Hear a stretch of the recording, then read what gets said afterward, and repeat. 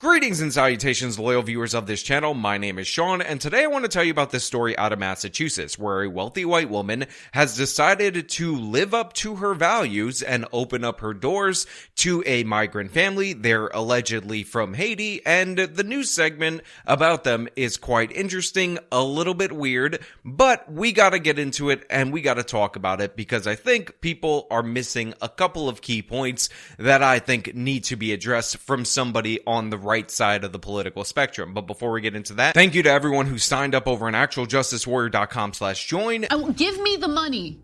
Give me the money. Okay? And thank you to the podcast listeners, Spotify, Apple, and Google's podcasting platform. A migrant family from Haiti is sharing their experience. They're searching for shelter in the Boston area and then recently found a host home in Brookline. And now they're looking for jobs. So like I said in the open, the basic premise of this particular video is that you have a family that came in from Haiti, although some people have pointed out that they're speaking Spanish, and that is kind of odd and weird because in Haiti they don't speak Spanish, in Dominican Republic they do, but maybe they picked up the language because they were in close proximity. Who knows? Not me, but really that's not the point of this story, and they've been taken in by a wealthy white savior that a lot of people have labeled this woman as, and now they're kind of living and working in the home, which is interesting. It creates a weird visual dynamic that we'll get into a little bit later, but they document their whole journey, and I think it's interesting for me to put that out there for you guys so you can see what these people actually go through when they come to the United States of America. It's been an emotional few weeks for Wildande Joseph and her husband. First, sleeping on the floor at Logan Airport, then in Children's Hospital with their 2-year-old daughter who got very sick. Me siento mal. Muy difícil este tiempo. She felt bad, as any mother would. So yeah, at one point in time, they were actually sleeping at Logan International Airport, which, by the way, the idea that we let people who migrate to our country legally or illegally sleep at the airport is absurd and ridiculous. Their 2-year-old had an issue, so they were at the Children's Hospital over there, and that is also something, that's tragic. Remember, these are people. I believe that our immigration laws definitely need to be significantly overhauled, but that doesn't mean that I can't be sympathetic to somebody who had a sick kid recently or was sleeping at the airport. Now things are looking much brighter as they've been welcomed into Lisa Hillenbrand's Brookline apartment. But now they ended up at the home of this wealthy Massachusetts woman, and this is where the story gets a little bit dodgy, but you're going to be maybe a little bit surprised by my take on this whole situation. Tu niña es muy alegre ahora? Sí, muy alegre. Cuando se levanta en la mañana, se dice, "Hi, Lisa." Oh. She says her daughter is very happy. When she wakes up in the morning, she says, "Hi, Lisa," and everyone starts the day smiling. Now, one of the things that she says is that when her daughter wakes up every morning, she says, "Hi, Lisa." That's the woman that let them into their home. The woman that if she called the police on a criminal, the left wing would be labeling a Karen and trying to get her fired from her job and all of that. And they feel very happy now that they're inside an actual home rather than sleeping at the airport and their child's out of the hospital. And again, we can all understand this perspective from these people who are quite fortunate to be hosted in a wealthy American's home. Now, by the way, this is completely voluntary. This is not something that was forced upon them. I know a lot of people are worried that that is the next step once these cities run out of money, but this is voluntary, and the woman seems quite happy to have them and quite happy to virtue signal about her adopting this black family. It's a delight, and it's really fun having them. What I realized is there's so much prejudice against refugees, mostly because people don't know them. Gosh, isn't she so virtuous? It turns out the reason people are so prejudiced against these migrants is because they don't know them. If only they did know them, then guess what? That prejudice would melt away because they're all kind-hearted, good, well-mannered, great people, fantastic in every possible way. But the thing is, we've actually seen a lot of these migrants and how they act in the United States of America. These people that are committing asylum fraud, which by the way might not necessarily be true of this Haitian family. Let me just leave that out there. And a lot of them commit crimes. They're not happy to be here. They act entitled to resources. They in fact demand more resources. And a lot of times it gets ridiculous and absurd in every possible way. However, the piece of this news segment that's drawing the most attention is this one right here, where this wealthy white woman says that that she feels like she has her own personal chef now, and I want to play that for you because this is where things get a little bit too funny for me to not point it out. Lisa says she feels like she has her own personal chef as Wildande loves cooking. Listen. My conclusion to this whole story might actually surprise you. My final take, my final thoughts, my final opinion might actually blow you guys away out there in the audience, but this is just too funny for me to not comment on. This wealthy white woman feels like she has her own personal chef and her own personal cleaners, and she's getting this cleaning and getting this personal chefing in exchange for providing room and board to a black family.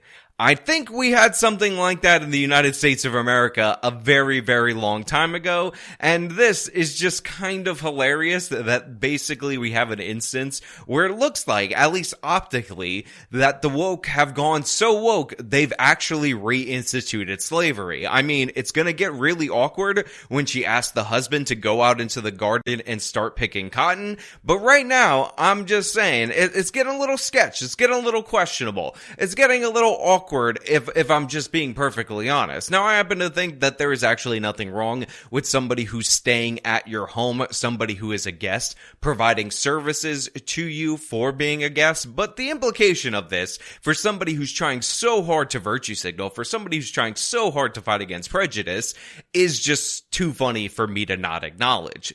That being said, I want to play a little bit more so you could hear about the hopes and dreams of these particular migrants or refugees or asylum seekers. They're not really clear in this particular segment, but yeah, I'll play it. ¿Te gusta la ocupación? Sí. In fact, her goal is to open up her own restaurant. Quiero tener mi propio restaurante. The couple has their work permits and they've been taking English classes. Yo cualquier trabajo para hacer, para guardar mi dinero, para hacer mi futuro. They're open to work anywhere to save money for their future. So this family actually already has their work authorization. They are currently looking for work, and they say they're willing to work anywhere in order to provide a living for their family.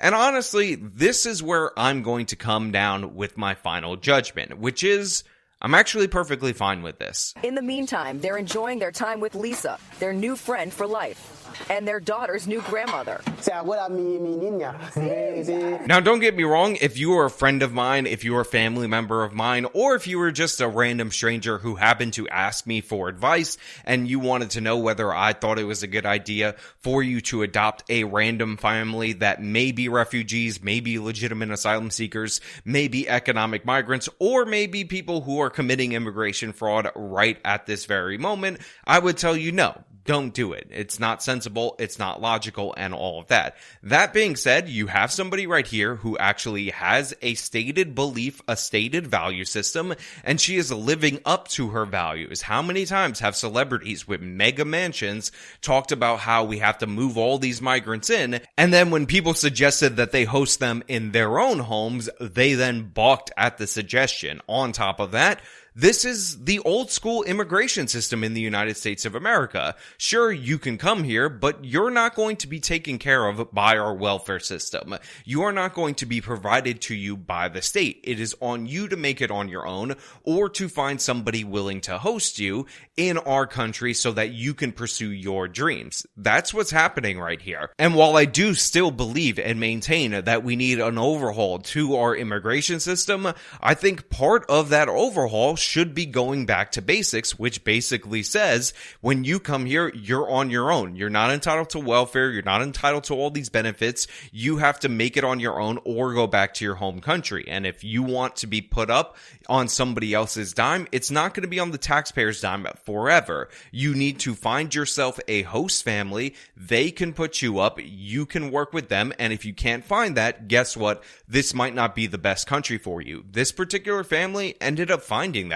This particular family appears to be extremely grateful and extremely interested in working on their own. And if they happen to make a close connection with this woman, I think that's all to the good. Now, she talks about in the end of the segment how, all the people in her community center or wherever have decided that they want to host migrant families as well. And I know that just based on the numbers, eventually this is going to backfire dramatically. Eventually, you're going to have guests that are not going to be as kind as these people appear to be. They're not going to be as grateful as these people appear to be. And when that happens, based on this positive news story, I will feel bad for the people who try to live up to their values and then ended up being confronted by the cold, hard reality. But in this particular instance, I got to give credit where credit is due. They are hardworking. They want to learn. They want to be successful. And I feel great helping, and I get to understand the refugee crisis from the inside. This lady may come off as a kooky weirdo. Her awkward description may sound like the woke reinstituting of slavery. But the thing is, she put her money where her mouth is. She actually stood up and tried to live up to her values. And with so many other people in our country not doing so, with so many other people in our country, the professional activist class, the professional journalism class, saying that they want these illegals to run roughshod over our nation, they should be taking public resources from citizens, from our own homeless, I find this to be a welcome relief, if I'm being perfectly honest. And genuinely, I hope it works out for every single family that decides that they're going to let these people into their homes. I hope there's no crime or anything like that. But as of right now, I don't think that's going to be the case, because when you're barely screening people, you get the results that you expect when you don't screen out criminality. But that being said, this woman is good in my book. She did nothing wrong. She's actually a decent person, and I actually think we should give her credit for that, because she, bare minimum, unburdened the taxpayers with these people, and maximum, she's living up to her values and what she advocates for, and I think that is commendable, even if I probably disagree with her 98% on immigration policy. But those are just my thoughts. Let me know your thoughts down in the comments below. If you like this video, then show them by leaving a like, subscribe for more content, follow me on my social medias, support me via the support links in the description of this video. This has been me talking about a woman actually letting a family stay in her home. Till next time.